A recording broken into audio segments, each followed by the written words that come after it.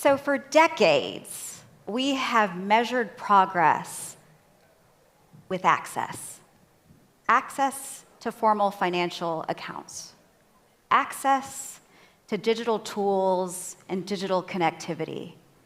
Access to credit. And rightly so. In ASEAN, according to the latest Findex published by the World Bank, we have seen millions gain access. Over 80% of those in ASEAN have access to digital networks. And since 2011, millions, 20% of people more have access to financial accounts. So really exciting, extraordinary progress. But access is the starting point, not the destination. And that's what we're here to talk about today. Today, we're going to ask, what comes next? What does it take not only to include, but to empower? Not just to connect, but to uplift. And the answer, the clue is on the title page, it's financial health. What does financial health mean? It means that consumers are able to manage day-to-day expenses. They're able to weather shocks, and they're able to plan for the future. It's our new North Star. And it's more complex, it's more human, and it's more ambitious than ever before. But rest assured, we've got the right experts here to guide us through it. So please join me in welcoming 4 leaders who are absolutely the frontiers and pioneers of financial health in the region. We have Monsinee, co-president of Ascend Money, who's going to bring deep insight into how digital platforms are reaching underserved consumers and small businesses. We have Adnan, who is deputy governor of the Central Bank of Malaysia, who is going to offer us a critical regulatory lens on how we ensure innovation serves the public good. We have Cleo, founder and CEO of Pasar Polis, and we have Vince, CEO and co-founder of Dana. Please take a seat and let's get right in because we have 19 minutes. Monsinee, I want to start with you. Ascend focuses on underserved consumers and small businesses. So please help set the scene. What is the state of financial inclusion and what's working well? What should we be really proud of ourselves about? First of all, thanks very much for having me here. It's my honor. And I think, all of us are very blessed, to be in this impactful industry in such a transformative time, right? We do see significant adoption, the growth of adoption of digital payment in the past 4 or 5 years. And there are many things that I consider we do, as an industry, do quite well. Number one, infrastructure, especially for account opening. With the eKYC, the user can open financial account online, or in Thailand, they can do more risky transactions by just going to 7-Eleven nearby and open bank accounts there. So the basic eKYC is something that we do well. Secondly, is a real-time payment transaction. National Infrastructure Network or e-wallet network plays a very important role. Thirdly, we do see collaboration among different networks. With national payment infrastructure from one country to others, e-wallet from cross-border networks. Like I myself came to Malaysia last night using my TrueMoney wallet to pay Do It Now via Alipay Plus network. So this kind of collaboration. Last week, we also launched money transfer from TrueMoney apps to bank accounts to e-wallets via Mastercard recent. So collaboration, across different networks among, different countries play a very important role. We do see stronger collaboration and tangible collaboration among regulators, law enforcement, and also financial service providers. The right equator is not there yet. Still, we need to find the right balance between security and ease of use, but the collaboration is solid and tangible. And I think the other thing that I consider do well is probably innovation from the fintech players like us here, GCash, Dana, Touch and Go, and TrueMoney ourselves. Last year, we see the growth of credit, digital credit on too many apps and digital investment. 60% of those people who use financial service on our app never get opportunities to access to financial service through other channels before. So they are first-time investor. They never get credit lines from formal channels. So a lot of things that I think are the things that do well and the key contributors of the growth. Thank you, Monsinee. A lot to be really proud of. I heard infrastructure, I heard systems, I heard collaboration, and I heard innovation. So some really good tailwinds. Let's keep those in mind as we go to our chief worrier, a regulator. Adnan, tell us what's not going so well, and tell us from a policy perspective how you're ensuring that the financial system is fit for the future as we think about financial health. Thank you. Yes, first of all, thanks for having me here today. It's quite an opportunity for me to also explain some of the things that we're doing. So first of all, I just wanted to latch on to what Monsinee was mentioning earlier about connectivity across the region. Actually, I just wanted to share that among ASEAN's push for this year is to really enhance connectivity, so you can make these kind of payments across borders. And we're not fully connected yet, but it is a push for the ASEAN governments that we want to enhance that connectivity. So back to the topic at hand, certainly we've come a long way when it comes to inclusion and access. But as you rightly point out, it doesn't necessarily lead in itself to financial health and financial well-being. And even for us, we've noticed that from the various studies that we've done, financial well-being still requires a lot more work. And I think I'll just would like to highlight perhaps some of the challenges that translating from inclusion to even literacy to well-being, the challenges that we face in this. So first is the cost of living we've seen especially during the pandemic when cost of living concerns rose quite sharply. They never actually came down. And I think for most people who are perhaps in the lower income, middle income and low income category, they're facing these challenges in being able to appropriately meet their expenses.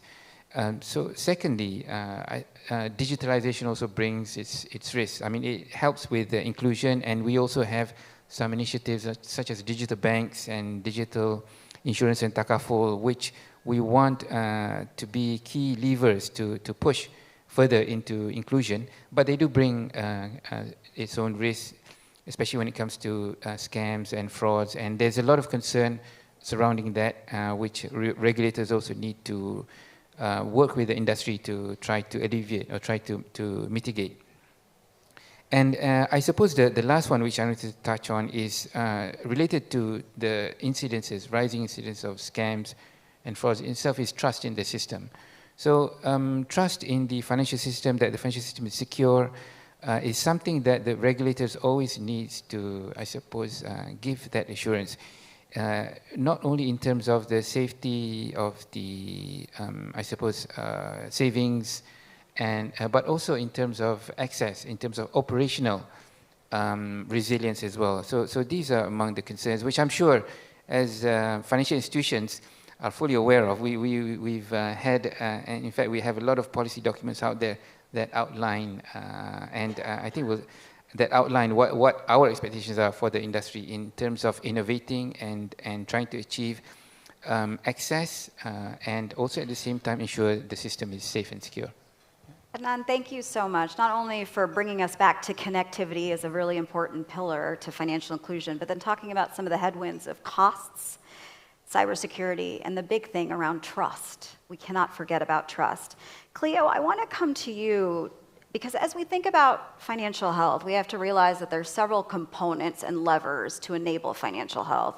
You have savings, you have credit, you have payments, and you have insurance. And people don't often think about insurance within the context of financial health yet. But I know at Pasarpolis you're going to change that. So tell me a little bit about the role you see insurance playing in financial health, and how are you overcoming some of the challenges that Adnan laid out, like the trust issue. No, you're absolutely right, Payal, and I think Adnan also mentioned. What keeps me awake, the paradox, is that people who needs insurance the most in ASEAN are the people who don't buy insurance, right? And I think that keeps me awake at night because, really the multiplier effect, many people don't know yet, right? For example, at Pasar Polis, we partner with 50 plus partner, mainly in Indonesia, but across ASEAN. And basically what happened is that, for example, one of the product that we have is insuring Gojek driver. They pay only $1 per month. But in the case that there is an accident, this driver can get up to about $2,000. And that is food on the table, that is kids keep going to school, and this is the multiplier effect that is savings and other factors may take time to build that. And what's working is really about how, at Pasar Polis we do about, reaching 80 million customers, over 1 billion policies that we have issued, and up to about 2,000 policies that we can issue per second during the rush hour. And that's what's working is that really to make insurance frictionless, to embed it into every single touch point of the customer's lifestyle. And also, you touched on about the trust issue. Probably that is what's not working, is really about the perception of insurance is not there yet, right? And many people find, for example, claim is still hard and it's tedious. And I think that is what needs to change with technology and AI. For example, solving claims is an important aspect that needs to be solved, where claims can actually be done at an instant. Our insurance company is actually in Indonesia called Tap Insure, whereby basically we want to make sure that not just buying it at a tap of a button, but also claim at a tap of a button. So lots to be optimistic about in terms of the impact insurance can have, but still a number of barriers to adoption. Vince, I want to go from one eye, insurance, to another eye, information. You do an amazing job of empowering your consumers with their own data, helping them have agency by bringing all of their subscriptions, their savings, their payments into one view. So first of all, tell us about some of the patterns you're seeing, and then tell us about what you're doing to really ensure that consumers are able to take advantage of having all of this power of the data. Okay, so one thing that it's necessary for all of us to think, right? It's when you talk about financial inclusions, we generally, most of the time, talk about access. But access by itself is not enough. So if you want to talk about inclusions, you need to include habit. I think without the habit, it's very difficult for you to actually be part of this financial inclusion, especially in all of this, what we call the digital economy.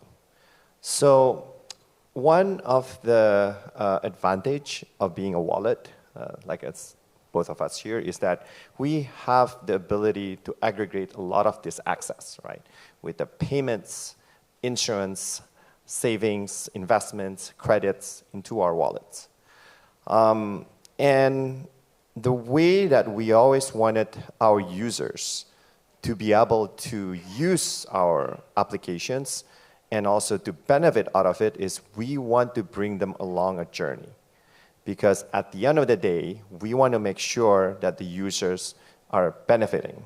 This is what we call financial well-being, right? That's why the term, the financial health. And in order for us to really encourage this habit, to bring them around this journey, we process all of this customers' data. And customers generate a lot of data, right? From the moment they pay, and the moment they subscribe, the moment that they are using it for multiple purposes, online, offline, F&B, food, groceries, and all of this data. And then throughout this data sets that we have, we kind of do a bit of intervention to help them along the journey, to educate them what other financial tools that they can use to benefit. So some of the very cool example that I always like to do as case study is we have an insurance called food poisoning insurance. Okay, this is pretty interesting. So if you've been to Indonesia, there are a lot of great food, amazing street vendor food all over. However, from time to time, if you're not used to it, you might be afraid that you can get a bit of a, stomach problem.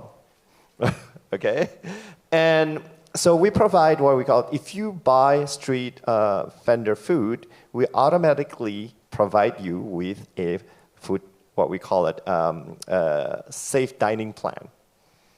And if you do have problem, you can scan the receipt and you can get fully refunded for all the medical expenses for that. That is a cool, what we call a journey, right? That is something interesting, and then it's not a huge amount, but then it gives people understanding. It's like, hey, I can pay for a bit of a fee, but I do not need to worry what's going to happen to me, right? That is a concept of insurance. That's one. And then we also have some of the things, like if you purchase something and then you have the amount is, in Indonesia, and if you use rupiah, the amount is all over the place, right? Something because the rupiah amount is such a large amount, so you can have a lot of digits there. And at the end of the purchase, if you want to round it up, we actually give you, why don't you spend this much for your food, and why don't you round it up a bit and put some of your money into gold? And that's amazing, right? Here's the thing. So now I can brag about it, because if you did that, we released this product about 1.5 years ago. So if you are part of that, you would have now gained about 120%. So then people will start to see, oh wow, this is such a cool thing. I put some money, some leftover money that is not very large, because in Indonesia, you can start buying gold at about 200 rupiah, which is like what, 2 cents? This is amazing. I had no idea that food poisoning insurance existed, and I am about to be your newest customer. Yeah. And the behavioral nudges you're doing to incentivize savings, so powerful, yes. so powerful. Yes. Monsinee, I want to turn to you. We've talked about insurance, we've talked about information and behavioral nudges, we've talked about consumer shifts. Where are you going to take ASEAN next to really champion and drive financial health? Give us a preview. Yeah, we don't have food poisoning insurance. But you will now. Thai food is great and safe. Okay. Challenge accepted. Okay.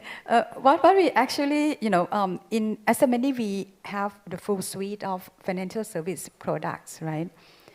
Payment, saving, lending, insurance, and we are going to have to launch the virtual bank services in Q3 of next year.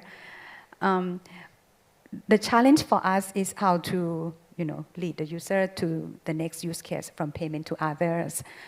So what we try to do is to change from being transactional apps to be what we call financial companion. Okay, and when we terms financial companion, for us, it means that we have to act on the user's behalf. Basically provide them with the thing that is best for them, right? And by doing so, it has to start from, building trust. Money is safe with us. Your data privacy is safe with us, okay? And also, we really have to understand the user. So that's why using technology like AI to do hyper-personalization, behavioral nudge, like what Vince mentioned. We are blessed with having a lot of customers' data, right? We can tell this customer have surplus, so we lead them to invest or buy insurance. This user always short of money at certain period of time. If they are our active user and the data tell us that they are credible, we give them credit lines, right? And we do so by integrating into the journey. Okay. For example, we launch gold saving. Within 1 month, we get 200,000 people buying gold saving products. And we do so by turning too many loyalty points to be, goal saving trial, right? And we introduced this service as a part of payment service. After the user pay bill, we introduced converting loyalty coin, too many loyalty coin to be gold account, like one baht. We can start from that low level, and just a few clicks, the user can own the gold saving account right away, right? And they continue buying more. So we can create first-time experience for financial services with a micro-size service by integrating into the journey. So that's something we certainly would have done and will do more and more in the future. And we are excited with the new interface, from browsing to conversational. So Gen AI would play a role in how we be the companion, have conversation, interactive conversation with customer, give them financial literacy in such a way that intuitive to them. That's so powerful in terms of having a financial health companion and really being with the consumer on the journey from inclusion to usage to health and security. We are rapidly coming up on time. So what I want to do is give each panelist 15 seconds to give the audience a gift of either a key message, a key takeaway, a call to action, or a commitment. Cleo, let me start with you. Yeah, I think we're not, selling insurance, but I think it's really about giving time, right? Time to recover, time about second chances. And I think that's the value of insurance. And I think this ASEAN inclusivity is about that, giving people second chances. Amazing. Second chances. Adnan. Okay, thanks. Malaysian food is also safe. We have the battle of the foods here. I think probably just to leave a message that even while we regulate, we also want the industry to innovate. And we try to provide that safe space and try to balance all our concerns and all what we want out of achieving innovation. Innovation is the path to continued progress, but we want to innovate in a safe and secure way and also inclusive, that it benefits the widest possible. Yeah, thanks. Safe, inclusive innovation that protects the consumer. Vince, how about you? Okay, so for me, just want to close it that inclusion is not just onboarding people, right? I think the key here is to make sure that the people actually benefit from the inclusion. So that's a metric that we measure. We don't measure just company performance, we measure the user's performance as well. I think that's the key. Wonderful. Let's look at the outcomes. Monsinee. Yeah, so we focus on empowering people, okay, and making sure that their life is better with our service. Thank you so much. This was such a rich and insightful conversation. What you've heard today is clear. Financial health is not a single product or a policy. It's a collective ambition. And with these leaders, we're going to realize it. It's about building systems that are inclusive by design, resilient in practice, and human at the core. Each of our speakers has left you with a message or a commitment or a call to action. I'd like to add one in the mix, and that's that I want to share that Mastercard is creating a new coalition that's focused on accelerating financial inclusion, sharing insights like the ones we've heard today, and empowering consumers on their journey to financial health. We're going to share more in a few weeks' time, but I want to invite all of you to join this movement. Please find anybody from Mastercard to learn more and join us. But please join me in thanking the amazing Cleo, Adnan, Vince, and Monsinee.